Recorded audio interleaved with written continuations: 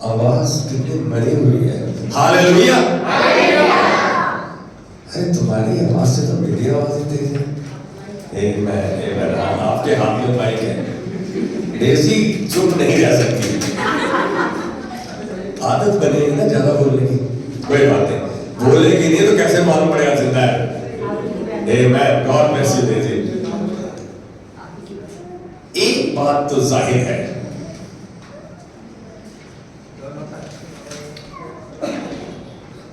परमेश्वर हमसे प्रेम करता है। कितने इस बात से सहमत है?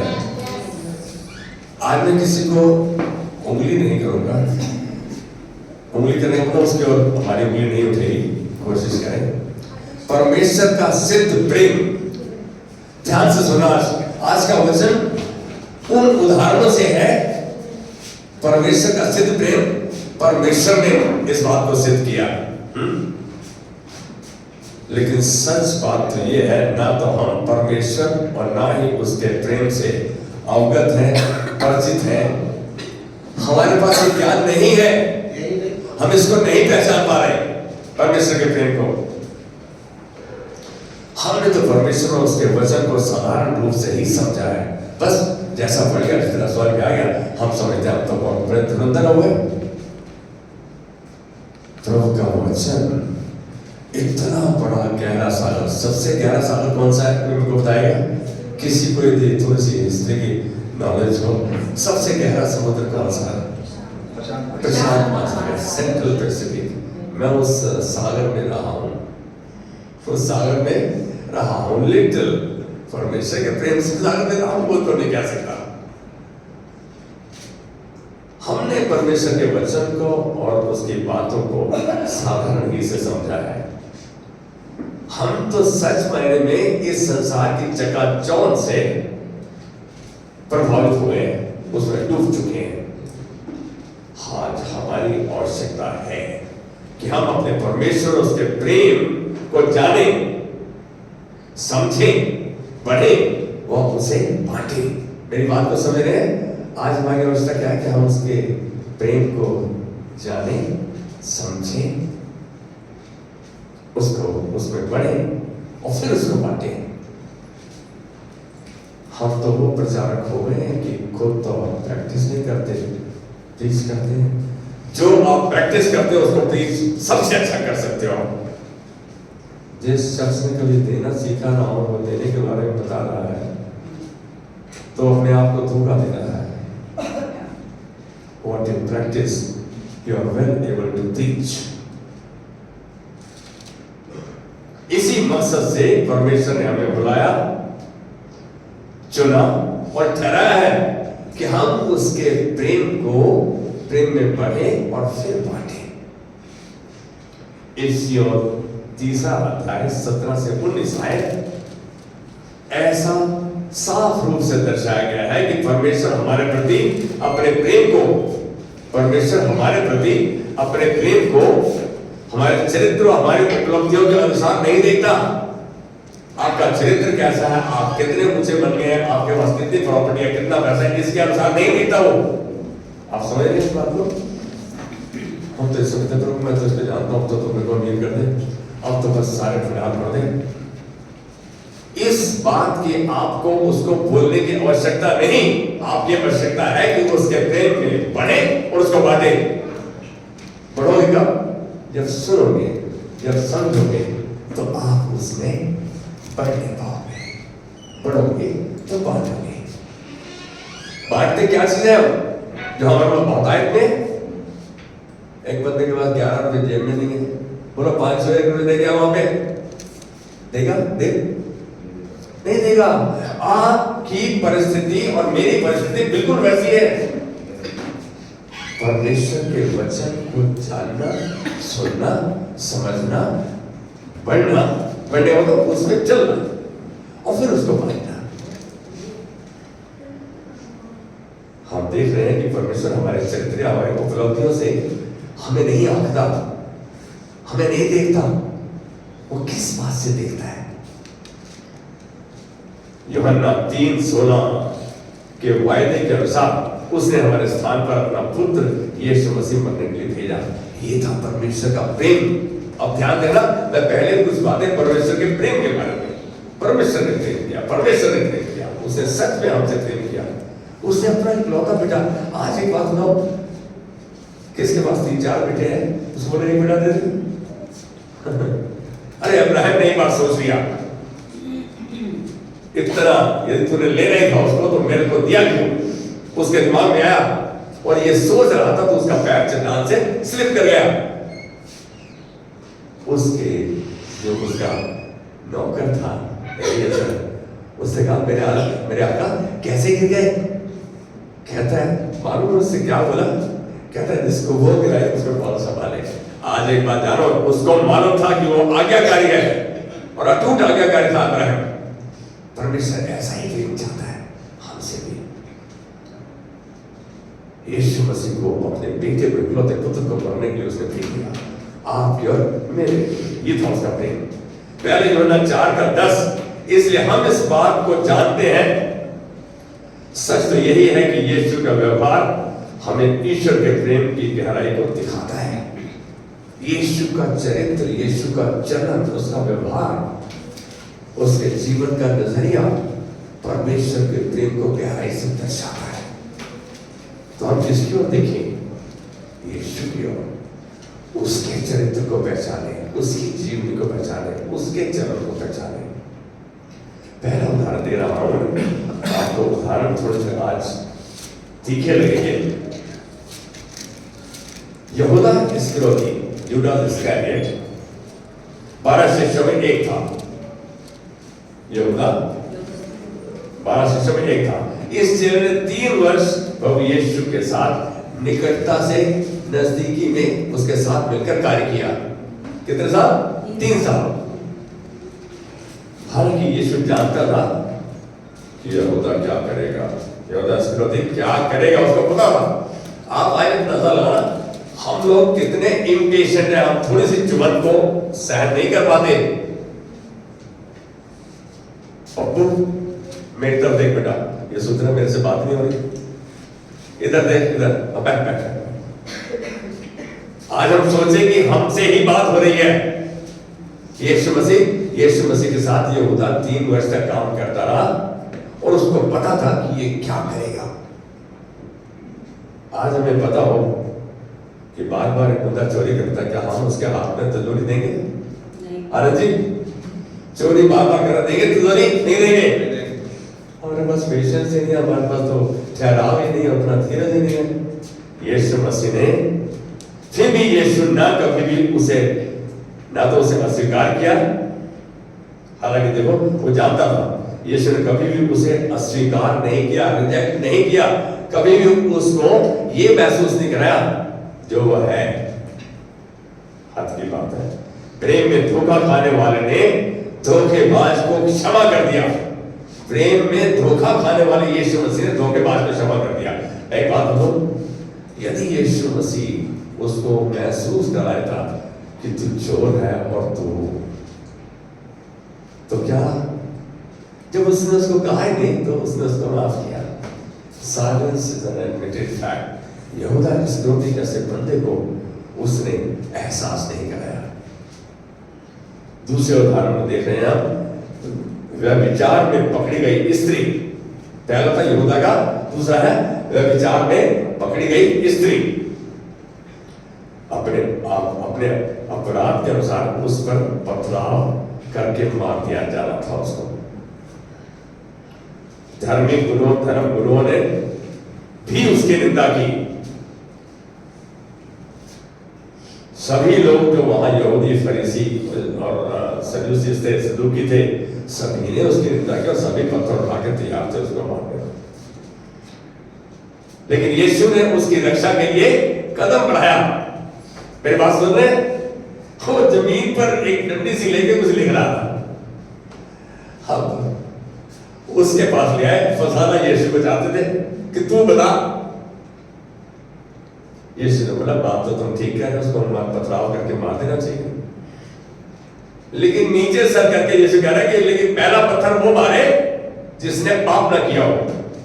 अरे भाई, अब जो फरीसी थे, सदूकी थे, ये सब सच्चाई को जानते थे, एक एक करके खिसक गए, एक एक करके खिसक गए। हम तो मजा लेते हैं परिस्थिति का।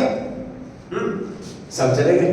अब इस स्त्री को ऐसा महसूस हुआ, ये जरूर मुझे डर देगा, लेकिन यीशु ने ऐसा नहीं किया। उसने ऐसा नहीं किया, उसने कदम बढ़ाया उसकी ओर। फिर प्रेम में उसने उसे फिर कभी पाप न करने की आज्ञा दी। उससे प्रेम, परमेश्वर के प्रेम को उसके द्वारा, उस स्थिति तक जाने के द्वारा उसे कहा फिर कभी पाप ना करना। शायद हम लोग ये नहीं कर रहे हैं, हम तो मुंह पे बोल देते हैं, अबे सब गलत करते हो तुम। फिर कहे कि प्रभु से आज एक बात बोलो, कोशिश करें जैसा दाऊद ने कहा उस तरीके से, प्रभु मेरे मुख पर पहरा बिठा, मेरे होठों के द्वार की रखवाली कर। आपके मुख से निकले तो परमेश्वर यीशु जैसा शब्द निकले, कदम बढ़े तो यीशु जैसा बढ़े। पिता ने कहा जा, उसको पता था किस लिए जा रहा है, चल पड़ा। हमें ये सब चीजें दिख रही हैं। तीसरे उदाहरण में हम पतरस को देख रहे हैं। देखो पहला किसका था, यहूदा इस्करियोती का। दूसरा किसका था, व्यभिचार में पड़ गई स्त्री। क्या प्रभु का प्रेम उस पर आ रहा है, उन पे आ रहा है, हम पे आ रहा है। पतरस के चरित्र पे हम देखते हैं, सच में वो यीशु से प्रेम करता था। वो एक ऐसा चेला था, हर भरसक प्रयत्न उसका रहता था कि यीशु की नजदीकी में हो। शायद एक तो बार तो उसने यीशु की छाती पर सर रख के उसके दिल की धड़कन को सुना। आप समझ सकते हैं, इतना नजदीकी में रहने की कोशिश करता था पतरस, हमेशा उसके साथ रहता था। कमजोरी के समय में जब टाइम आ गया उस पर हैवी होने का, कमजोरी के समय में उसने मसीह को जानने से भी इनकार कर दिया, मैं इसे जानता ही नहीं। 99.9% लोग आप में से ऐसे ही हैं। लेकिन आज एक बात बोलो, मैं उस तरह से कह रहा हूं, आप 0.1 है जो जानते हैं कि मुझे क्या करना है और वही करेंगे जो परमेश्वर के वचन के अनुसार है। मेरी बात को समझो, ये नहीं समझना मैं आपके उंगली उठा रहा हूं, मैं कह रहा हूं आप वो 0.1% के लोग हैं जो प्रभु पे विश्वास करते हैं और वही करेंगे जो प्रभु कहता है, जो चाहता है। हम देख रहे हैं यहाँ कि पतरस ने उस समय उसे इनकार कर दिया कि मैं तो उसे जानता भी, और 3 बार इनकार किया। और इस बात की पुष्टि परमेश्वर का वचन कहता है कि जिस समय यीशु से बात कर रहा था, यीशु ने बोला तू तो ये कह देगा मैं जानता ही नहीं, 3 बार मुर्गा मांग देगा, इस बात को पक्का कर देगा। हम आज क्या देख रहे हैं, क्या हम पतरस जैसे चेले हैं?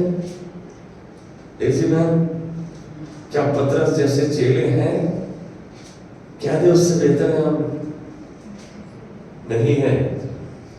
फिर भी पतरस के प्रति यीशु का प्रेम डगमगाया नहीं कि तूने तो उस समय मना कर दिया, मैं जानता नहीं इसे। नहीं, ये जिसका विश्वास डगमगाया, यीशु मसीह पुनरुत्थान के बाद एक एक के पास गया। आप देखो, वो आपसे प्रेम करता है इसलिए गया। आपसे कोई बंदा खा जाए, गुस्सा कर जाए, बकवास कर दे, आप उसके क्या आप उसको घर में बुलाएंगे? नहीं बुलाएंगे। लेकिन यीशु गया, वो हर उन्होंने नकार दिया, यीशु गया उसके पास। यीशु का प्रेम डगमगाया नहीं। यह एक ऐसी सच्चाई है जिसे उसने पुनरुत्थान के बाद पतरस के सामने प्रकट होकर और बढ़ रही कलीसिया में उसे प्रमुख स्थान देकर साबित किया। पतरस को क्या बोला? प्रमुख स्थान दे दिया उसको। कितनी बड़ी बात है। चौथा उदाहरण देख रहे हैं जक्कई का। जक्कई पहला कौन सा था? यहूदा, दूसरा व्यभिचार वाली स्त्री, तीसरा पतरस, चौथा जक्कई, लालची टैक्स कलेक्टर। अरे भाई, आज हमारे कलीसिया में कौन लालची नहीं है? एक बंदा हाथ उठा खड़ा करे, मैं लालची नहीं हूं। लालची का मतलब इच्छा, जिज्ञासा और होने की आशा। हम सब लालची हैं। मैं समझता हूं लालची होना अच्छा है। आप में कोई कंपटीशन की भावना ही नहीं है कि आप लालची नहीं हो, आप बढ़ने की जिज्ञासा ही नहीं है आप में। यहां हम देख रहे हैं कि जक्कई जो एक लालची कर वसूलने वाला, जिसने हमेशा अपने साथी नागरिकों का लाभ उठाया, उन्हें लूटा, अपने लिए स्पेशल टैक्स लेता था। अरे भाई,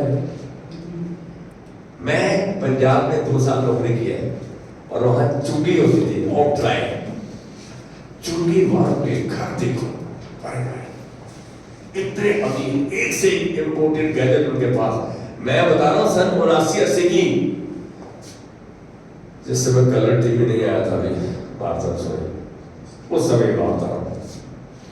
और उनके दिमाग इतने चढ़े होते थे, शायद जक्कई का भी दिमाग चढ़ा हुआ था, अमीर था, तृप्त था, बहुत कुछ था उसके पास। यहां देख रहे हैं कि ये दूसरों को लूटना एक श्राप है। इसकी कीमत, इसका खामियाजा आपको भुगतना पड़े थे, आप लूटते हैं तो। यहां देख रहे हैं कि अपने साथियों को लूटता था।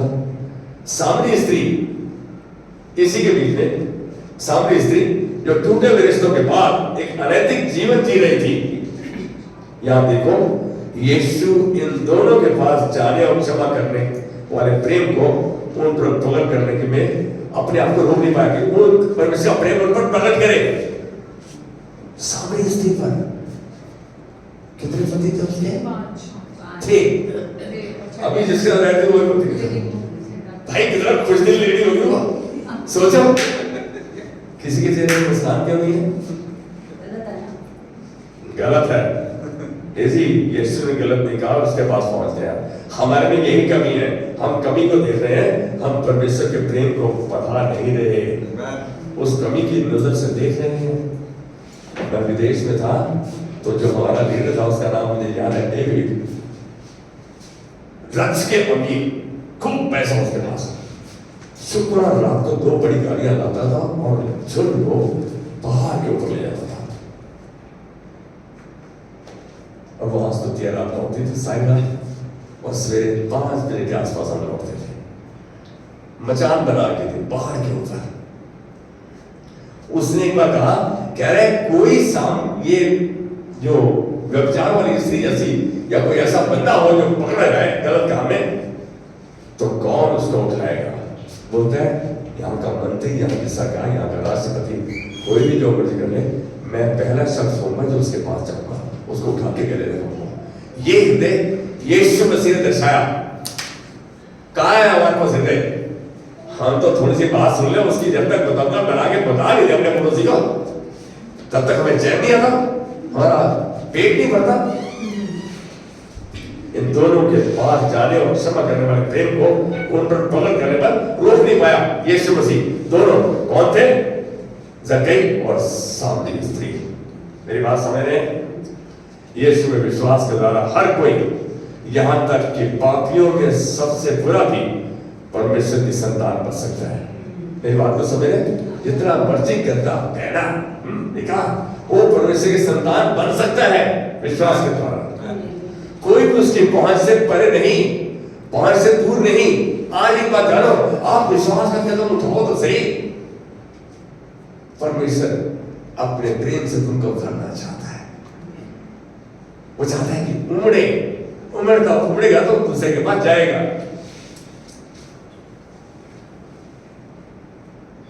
ये उदाहरण साफ दर्शाते हैं कि हमारा परमेश्वर प्रेम करने वाला परमेश्वर है। क्या मेरी बात से सहमत है? तो कैन यू से आमेन विद मी? परमेश्वर हमसे प्रेम करता है। जगत पर हम लोग तो नामी क्रिश्चियन है ना? कौन है नामी क्रिश्चियन? नहीं है, कमला बहन का नामी मसीह है, बस नाम क्या है, अपने पति को बोल दिया करती थी। लेकिन एक बात बताऊं, सच में कहीं हद तक तो हम नामी क्रिश्चियन हैं। खाली क्रिश्चियन के पास ही हमारा सर्कल है, वहीं तक। अरे आपके पास जो नाम है वो दूसरों तक कैसे पहुंचेगा? उसके प्रेम के द्वारा। हमारे परमेश्वर का प्रेम सिद्ध है और हम परमेश्वर के परिवार के सदस्य के रूप में रचे गए हैं। परमेश्वर का प्रेम सिद्ध है और हम परमेश्वर के परिवार के रूप में रचे गए हैं। तो परमेश्वर के परिवार के पास भी वही अनॉइंटिंग, वही अभिषेक है या नहीं है? आपको नहीं दिखता, मूसा को भी नहीं दिखा, तो क्या फर्क पड़ता है? लेकिन है आपके पास। You're all anointed ones. आप सब अभिषेक हैं, आपके पास अटूट औजार है ये परमेश्वर की उपस्थिति, उसका वचन, उसका अभिषेक, उसका अनुग्रह, ये सब कुछ आपके पास है। सच तो यही है, कोई भी परिस्थिति परमेश्वर को हमसे प्रेम करने में रोक नहीं सकती। कोई भी परिस्थिति हमको प्रेम करने में रोक नहीं सकती। अब देखो, अब हमारा आ गया, आप और हम आ गए पिक्चर में। अभी तक परमेश्वर था, सुनो ध्यान से, सूबेदार, रोमी सूबेदार, जिसने यीशु मसीह से अपने सेवक को चंगा करने की विनती की। सूबेदार ने क्या कहा? मेरा सेवक बीमार है, मेरे साथ चल, उसे चंगा करते। अरे वो तो उसके यहूदी पंथ में से ही नहीं था, वो तो था ही नहीं उसको मानने वाला, लेकिन उसके पास आया। वो सदूकी नहीं था, फरीसी नहीं था, रोमी था। यहां हम देखते हैं कि सूबेदार यहूदी नहीं था और ना ही चुने हुए वंश का था। क्या यीशु ने इस सिपाही की विनती को अनदेखा किया? नहीं, उसी समय उसके साथ चलने को तैयार हो गया। ये था परमेश्वर का प्रेम यीशु मसीह में। और उसके बाद हमने, आज हम कहां हैं? यहां हम देखते हैं कि यीशु ने उस विनती को बिना विलंब किए उसी समय स्वीकार किया। इस बात को देखना चाहते हैं, लूका 7वें अध्याय का 2 से 10 की आयत इस बात को पक्का करती है। अब मैं देख रहा हूं हमारा क्या काम है। परमेश्वर ने प्रेम सिद्ध कर दिया, हम प्रेम में कहां सिद्ध कर रहे हैं? दूसरा उदाहरण, क्रूस पर लटका हुआ चोर। कितनी लानत पड़ी उस क्रूस पर यीशु मसीह को, कितनी बकवास सहनी पड़ी। यहां क्रूस पर लटका हुआ चोर यीशु से विनती कर रहा है, विश्वास को दर्शाते हुए उसने जताया, प्रभु जब तू स्वर्ग में हो तो मुझे स्मरण करना, याद रखना। क्या कहा यीशु मसीह ने? आज ही तू मेरे साथ मेरे पिता के राज्य में स्वर्ग में होगा। इसका मतलब उसने दर्शाया, डोंट थिंक, ये मत सोच कि मैं क्रूस पर लटका हूं। Now at this stage even I am powerful, I am the one that you don't know. अद्भुत बात है। दो उदाहरण हो गए, रोमी सूबेदार और दूसरा कौन सा बताया मैंने? सब सो रहे हैं, सूली पर चढ़ा हुआ चोर। आप अपने आप को किस पहचान में लाते हैं? How do you identify yourself today? आपकी पहचान क्या है? मुझे बताएंगे? आप सूबेदार हो या चोर हो? बोले चोर है। किसी के मुंह से आवाज नहीं निकल रही। बहुत अच्छा, यही होना चाहिए। क्यों निकल रहा है? प्रभु मेरे मुंह पर पहला बजाओ, मेरे होने के द्वार की रखवाली कर। वेरी गुड, ये तो पढ़ लिया। असलियत को नहीं छोड़ पाए। हम देख रहे हैं, हम तीसरा उदाहरण, शाऊल जो कि बाद में प्रेरित पौलुस बना। सुनना ध्यान से। वह ऐसा मानता था कि यीशु वादा किया गया मसीहा नहीं है। उसका ये मानना था। बहुत पढ़ा लिखा था, बहुत सामर्थी था, बहुत अच्छे करेक्शंस थे उसके। वैसा मानता था। उसके चेलों को रोकना होगा। ये शाऊल जो बाद में पौल बना, ये उसका एजेंडा था, ये उसकी सोच थी कि इसके चेलों को रोकना होगा, इनकी ख्याति बढ़ती जा रही है। यही पौलुस परिवर्तन से पहले ईसाई यहूदियों को सताता था और जानलेवा धमकियां देता था। उसकी धमकी खाली नहीं होती थी, झुंड के झुंड को अंदर कराया जाता था। परमेश्वर के सिद्ध प्रेम ने ऐसे व्यक्ति को भी नहीं छोड़ा। आप कौन से हेती मूली हो? अरे वो नहीं छोड़ेगा। कब तक भागोगे इधर उधर? उसने एक बार थाम लिया था, वो मछली पकड़ लिया, वो साफ करता रहता है। कैसे उसको साफ करने का ढंग अलग अलग परिस्थिति में लाकर भी वो हमें साफ करता है। यहां हम देख रहे हैं कि परमेश्वर के सिद्ध प्रेम ने उसको नहीं छोड़ा। अब देखो, जो शाऊल था कितना सामर्थी था। रोड टू दमिश्क, दमिश्क की सड़क पर रास्ते में परमेश्वर उद्धार के प्रस्ताव के साथ उसके सामने प्रकट हुआ। तेरा उद्धार कर दूंगा मैं, आजा तू। तेरी कैसे उद्धार का प्रस्ताव लेके आया? उसकी आंखों में रोशनी पड़ी भाई, आंख रोशनी चुंधिया दिया, गिर गया, आंखें खराब हो गई उसकी, अंधा हो गया वहां पे। ये जो कि जा रहा था उस मिशन पे कि वहां की कलीसियाओं को, वहां के बंदों को बंद करा दूंगा, ये कर दूंगा, वो कर दूंगा, लेकिन यहां हम देख रहे हैं कि परमेश्वर के प्रस्ताव के साथ परमेश्वर उसके सामने दमिश्क की रोड के ऊपर उसके सामने प्रकट हुआ और उसको पकड़े नहीं, उसको रिस्पॉन्सिबिलिटी दे दी। वहां पर उसको बोला वहां जा, वो तेरे लिए प्रार्थना करेंगे, तेरी आंखें ठीक हो जाएंगी। उसके बाद बाइबल डिटेल में नहीं बताती, लेकिन 5 साल तक शाऊल जो पौलुस बन गया वो गायब रहा। ऐसा बंदा जो ईसाइयों को, मसीह के बंदों को, यहूदियों को पकड़ कर मारता हो, जेल में डलवाता हो, क्या उस पर विश्वास करेंगे? नहीं। इसको परमेश्वर ने शाऊल को एक महान कार्य सौंपा। क्या सौंपा? अन्य जातियों को सुसमाचार सुनाना। ये आप देखो, आपको लोग कितनी नजर बेकार नजर दे रहे हैं, लेकिन आप खास हैं परमेश्वर की नजर में। उसको पहले से चुन रखा था। लोगों ने बोला प्रभु ये तो कलीसिया को सताता है, मारता है उनको। कहता है ये मैंने अपने लिए चुन लिया है, आज जानो कि मैं उसके मकसद के लिए चुना गया हूं, परमेश्वर के मकसद के लिए चुना गया हूं। इस बात को देखना चाहते हो तो प्रेरितों के काम 9:15 देख सकते हो। सच तो यही है कि मनुष्य का मन ईश्वरीय प्रेम को नहीं समझ सकता, नहीं समझ पा रहा। समझ सकता है जब हम उसके कहे को जाने, समझे, उसमें बढ़े और उसको बांटे। परमेश्वर प्रेम को आप तक, तेरे पास कब कैश दिया 50 लाख रुपए किशोर ने? ये पैसे का इस्तेमाल कैसे जानेगी जब तक इसके हाथ में नहीं आएगा?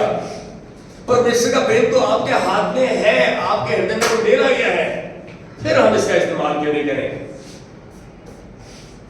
हर एक के पास अद्भुत वरदान है, हम उसको पहचाने, उसको टैप करें, परमेश्वर की महिमा के लिए इस्तेमाल करें। आज के उदाहरण मैं कहूंगा कि हम तो उसके प्रेम को नहीं समझ पा रहे, लेकिन मसीह में चोर, सताने वाले और बाहरी दिखावा करने वाले लोग सभी समान रूप से प्रभु से प्रेम के, सभी जो है समान रूप से प्रभु के प्रेम के पात्र हैं।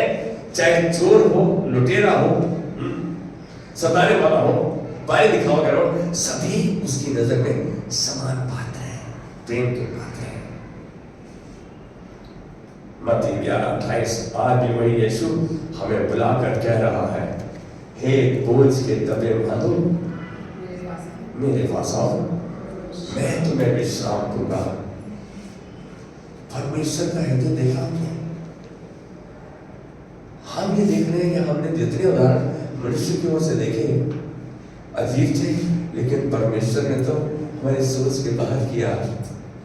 आज एक बात बताओ, परमेश्वर के प्रेम के बारे में यदि थोड़ा भी जान गए हो तो भाई उसने बढ़ने के लिए विनती करो, इच्छा रखो।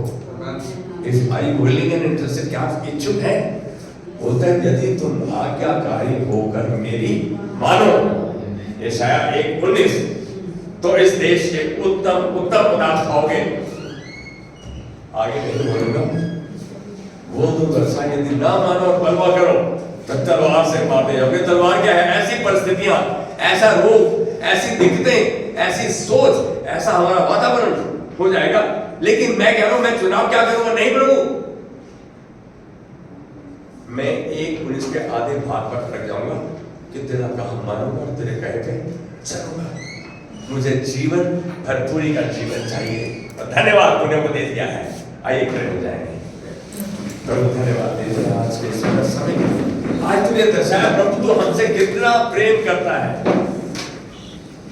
अलग अलग चरित्रों के द्वारा तुझे अपने प्रेम को दर्शाया और फिर ये भी दर्शाया कि तेरी नजर में चाहे कैसा भी पापी, कैसा भी चोर, कैसा भी सताने वाला क्यों ना हो, सभी समान तेरे प्रेम के पात्र हैं।